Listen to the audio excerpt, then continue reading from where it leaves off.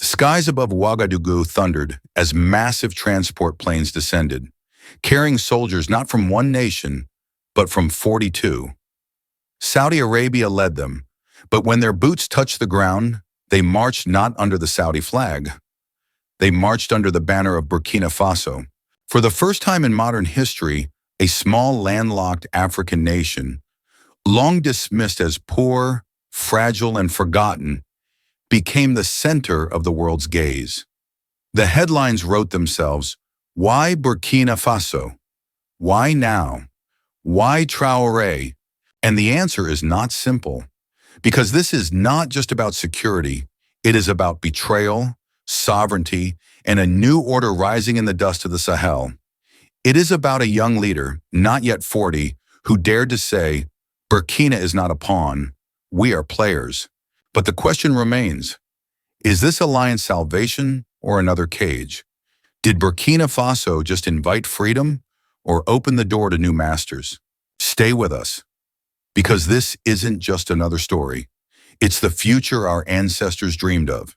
Subscribe and stand with us for an Africa that will never bow again. August 2025. The runways of Ouagadougou's international airport shook under the weight of giants. Saudi C-130s, Egyptian Il-76s, Nigerian Hercules, Pakistani transports, wave after wave of military aircraft descended from the sky. As their cargo doors opened, soldiers in desert fatigues emerged, their flags stitched on their shoulders. Yet when they formed ranks, they did not march under Riyadh's crescent, nor under Cairo's eagle. They stood beneath the red, green, and gold of Burkina Faso. It was a sight no one expected. For decades, Africa had been the backdrop, not the stage. Troops flew into African airports to enforce Western mandates, to protect French mining concessions, to police populations on behalf of Paris or Washington. But this time, the symbolism was inverted. 42 nations, coordinated through the Islamic Military Counterterrorism Coalition, had placed their boots on Burkinabe soil under Burkinabe command. Crowds gathered outside the airport fences, watching in awe. Women ululated, children waved flags, old men wiped tears from their eyes. "We used to see white soldiers landing with arrogance," said one elder. "Now we see the world's armies arriving with respect." The moment spread instantly across television and social media. Analysts in New York and London scrambled to ask, why Ouagadougou? Why now? On Al Jazeera, anchors called it a pivot in global security. In African media, the headlines were sharper, from pawn to player.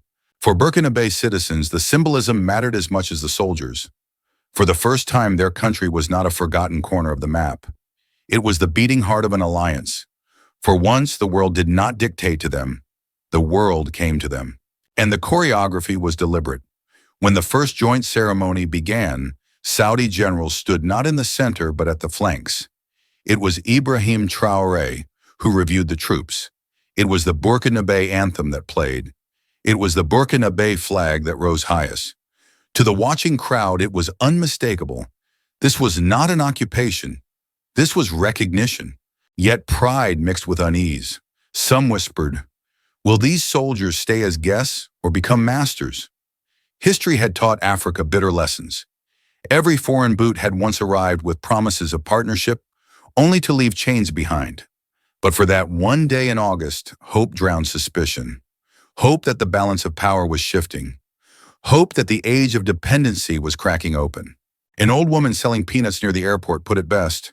"We have been the shadow of the world. Today, the world is standing in our sun. So let me ask you, do you believe Africa can stand at the center of the world stage?" Write your answer below, because what happened in Ouagadougou may decide not just Burkina's future, but Africa's. Why Burkina Faso? Why this small, landlocked nation, long called poor, fragile, expendable, suddenly became the gathering point of 42 armies? The answer is not in geography, it is in leadership. It is in a young captain named Ibrahim Traoré. At not yet 40 years old, Traoré did what generations of older cautious presidents dared not. He said no. No to Paris, no to Washington, No to Brussels. He cut the strings of aid that always came with conditions, those lectures about good governance, delivered by men who had never buried a son killed by jihadists. He expelled French troops who had camped on Burkina soil for years, fighting more for mining concessions than for the lives of villagers. He refused to kneel before Western diplomats who still saw Africa as a chessboard of pawns, and in doing so he created something rare: respect. For decades, Africa had begged for attention. Leaders flew to Paris or Washington to secure aid checks, their hands extended, their dignity compromised. But Traoré reversed the script. He declared, "Burkina is not a pawn. We are players." And suddenly it was the world flying to Ouagadougou. This defiance did not emerge from nowhere. It carried the echo of Thomas Sankara, the revolutionary who once renamed the country the land of upright people. Sankara had warned against debt, dependency, and foreign domination. He dreamed of an Africa that could feed itself, defend itself, define itself. His assassination silenced that dream for a generation. But in Traoré, people saw it reborn. The timing mattered too. By 2025, Western credibility in the Sahel was shattered. France had been expelled from Mali, Niger, and Burkina. The United States was retreating, focused elsewhere. ECOWAS, once a symbol of African unity, had become a puppet of external powers, imposing sanctions on nations that dared to stand upright. Into that vacuum stepped Traoré, Mali's Assimi Goïta, and Niger's Abdourahmane Tiani, the architects of the Sahel Alliance, AES. Together, they embodied a new message: sovereignty is not negotiable. That message resonated. It explained why Saudi Arabia chose Ouagadougou, not Dakar or Abuja, as the stage for its boldest move. It explained why 42 nations arrived under Burkina colors, not Western flags. They came not because Burkina Faso was the strongest or richest. They came because it was the bravest. In the words of one Burkina youth waving the national flag, "We are not rich in money, but we are rich in courage. And courage makes the world listen." This is why the name Ibrahim Traoré Burkina Faso trended across social media, whispered in villages, echoed in diaspora communities from Harlem to Dakar. He was not just another president. He was a symbol that Africa could say no and still survive. So I ask you, if you believe true independence starts with saying no, type yes below. Because sometimes the most powerful weapon a nation can wield is the courage to refuse. The sight of 42 nations assembling in Ouagadougou sent tremors far beyond the Sahel. In Paris, the shock was almost existential. For more than a century, France had treated West Africa as its backyard, its sphere of influence, its unquestioned dominion. But now the illusion was broken. French newspapers screamed, "We have lost Burkina Faso." Analysts whispered of a domino effect, warning that if Mali, Niger, and now Burkina had slipped from Paris's grasp, soon the entire Francophone belt could follow. The humiliation was unbearable. For years, French leaders had promised to protect Burkina from terrorism.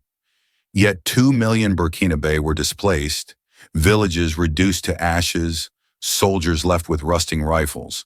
And now, in a final twist, it was not Paris sending aid convoys.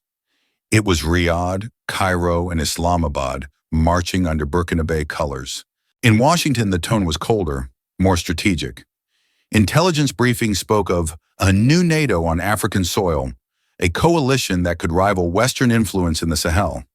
Officials feared not only Saudi Arabia's leadership, but the precedent it set: Africa aligning outside the orbit of Paris or Washington. The State Department issued cautious statements about regional stability, but behind closed doors, the mood was panic. The old order was slipping. Meanwhile, in Brussels, European Union diplomats gathered in emergency meetings. They feared a domino beyond the Sahel. If the Sahel Alliance could invite 42 nations into its orbit, what would stop Guinea, Chad, or even Senegal from following? What if Africa no longer needed European guardianship? What if it wrote its own security script? The possibility rattled the very foundations of Europe's foreign policy. And yet, while Western capitals trembled, Africa's streets rejoiced. In Bamako, thousands marched with Burkina flags chanting, Ouagadougou today, Bamako tomorrow. In Niamey, posters of Traoré appeared beside those of Goïta and Tiani, painted as the three pillars of sovereignty. Across African media, headlines in African news outlets proclaimed, "For the first time, Africa commands and the world follows." The symbolism cut deep. For generations, Africans had been told they were weak, that their nations were pawns, that security had to be imported from Europe. Now they saw the opposite. They saw the world arriving on African soil, saluting an African flag. They saw dignity restored. Of course, doubts lingered. Was Saudi Arabia's leadership truly free of self-interest? Could 42 nations truly unite without hidden agendas? These questions echoed in whispers. But for ordinary Africans, hope drowned fear. After centuries of subjugation, the image of foreign armies kneeling under an African banner was too powerful to dismiss. An elder in Ouagadougou said it best. For years, they said we were too small, too weak, too poor. Today, the mighty march under our colors. Today, we are Africa. So I ask you, would you trust Africa's destiny in its own hands? Or do you still believe it belongs to foreign capitals? Write your answer below, because the future of the continent may be decided by this very question. The Sahel has always been a chessboard, its people treated as pawns in a game they did not design. But August 2025 changed the game. With 42 nations marching under Burkina colors, the world's great powers scrambled to redefine their roles. Saudi Arabia made the boldest move. By mobilizing the Islamic Military Counterterrorism Coalition, IMCTC, Riyadh signaled that it was no longer content to be a mere oil power. It wanted to be a geopolitical architect. Yet in Ouagadougou, Saudi generals stood at the flanks, not at the center. They accepted something unprecedented. The flag flying highest was not theirs, but Burkina Faso's. For Riyadh, the message was subtle but clear. Partnership without domination. Whether this humility will last remains to be seen. Russia, already entrenched in Mali and Niger, saw opportunity. Wagner fighters, now regularized into official security detachments, established training bases near Gao and Niamey. Moscow presented itself as the anti-West, promising sovereignty, not strings. Images of Russian instructors drilling Sahel troops flooded African media, amplifying the narrative of independence. China took a quieter but equally strategic approach. While the West obsessed over troops and rockets, Beijing invested in what Africans touch daily: roads, bridges, railways, and drones. Chinese advisors told Burkina farmers, "We build infrastructure, not chains." And for many, this promise resonated more deeply than Western lectures ever had. The United States and Europe, by contrast, reacted with unease. They warned of risk of militarization, of foreign manipulation, of regional instability. But to many Africans, these words rang hollow. Where was this concern when French convoys rolled across the Sahel for decades? Where was this caution when Western corporations drained African mines while villages starved? The hypocrisy was glaring. On the ground in Burkina Faso, the people saw the spectacle differently. They did not read it as a battle between Riyadh, Moscow, Beijing, or Washington. They saw it as a battle for recognition. For once, their soil mattered. For once, their flag commanded respect. And yet, beneath the surface, unease simmered. Youth groups marched through Ouagadougou with banners that read, "No Saudis, no NATO, no Russia, no China, Burkina for the Burkina." To them, sovereignty meant more than choosing new patrons. It meant standing on their own. Their chants reminded the world that while alliances shift, the ultimate prize is not foreign favor. It is independence. An activist in Bobo Dioulasso explained it bluntly. "We welcome partners, but we refuse masters. If they forget this, the people will remind them." This was the paradox of the new Sahel. On one hand, alliances with Saudi Arabia, Russia, and China offered strength, resources, and leverage. On the other, they carried the risk of repeating history, Dependency dressed in new colors. The true struggle was not only against jihadists, nor only against Western betrayal. It was against the temptation to trade one set of chains for another. Still, for that moment, in 2025, the momentum was undeniable. For the first time in living memory, the Sahel was not begging to be noticed. It was commanding attention. So I ask you, if you believe the youth hold the real key, say future below. Because in the end, no foreign power, not Saudi, not Russia, not China, not America, will define Burkina Faso's destiny. Only its people can. Every revolution carries its shadow. For Burkina Faso, that shadow emerged not only from Paris or Washington, but from within its own ranks. The loudest threats were not always the jihadists at the border or the diplomats abroad.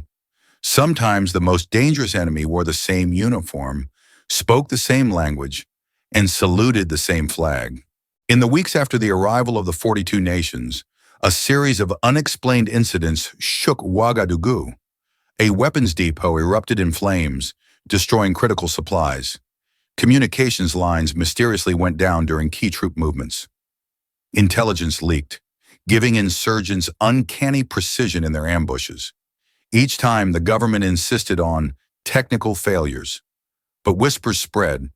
There was betrayal from within. Rumors pointed to generals who had quietly maintained ties with Paris, to officers courted with promises of exile villas in Europe, to men whose loyalty was for sale.